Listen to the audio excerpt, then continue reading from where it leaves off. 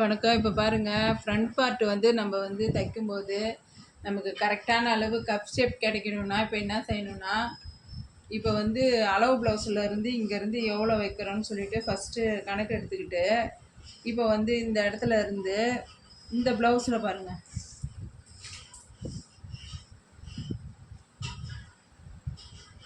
ரெண்டுத்துக்கும் 1.5 நடுவில் வந்து 1.5 வருது. இது மொத்தத்துக்கு இந்த இடம் பார்த்தோம்னா 3 வருது. 3 வருதுங்களா? இது வச்சுட்டு இதிலேருந்து இதை என்ன பண்ணணும், அளவு ப்ளஸ் வந்து கொஞ்சம் 40 சைஸுக்கு மேலே இருக்கிறவங்களுக்குலாம் இப்படி வச்சுக்கலாம்.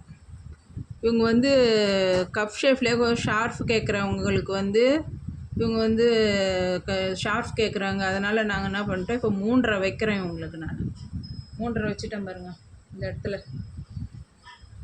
அப்புறம் இந்த இடம் இந்த சைடில் வந்து ஹாம்கோட் பகுதியிலேருந்து நம்ம வந்து எடுக்கிற அளவு வந்து 4.5 இந்த இடத்துல நம்ம இதை வச்சுக்கிறோம். இந்த பக்கத்துலேருந்து எடுக்கிற அளவு வந்து 2.5 ஒரு கோடு, ஒரே ஒரு சின்ன அளவு மேலே வருது. இப்போ ஒரு டாட்ஸுக்கும் இருக்கிற இடைவெளி பார்த்தோம்னா 2க்கு மேலே தான் வருது. 2க்கு தான் மேலே வருது.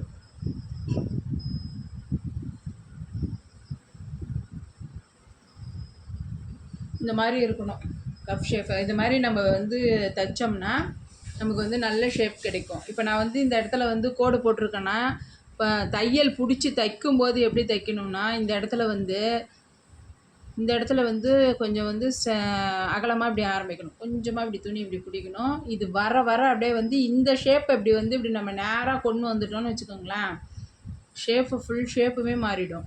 இந்த இடத்துல அப்படியே பிடிச்ச தையல் அப்படியே மெலிசாக அப்படியே கொண்டு வரணும். இந்த இடத்துல அப்படியே ஷார்ப்பாக அப்படியே இந்த இடம் வரக்குள்ள அப்படியே மெலிசாக இருக்கணும். அப்படியே அந்த மாதிரி வந்தால் தான் இந்த வந்து உங்களுக்கு வந்து 3 இந்த பக்கமும் அப்படி தான் செய்யணும், இந்த பக்கமும் அப்படி தான் செய்யணும், இந்த பக்கமும் அப்படி தான் செய்யணும்.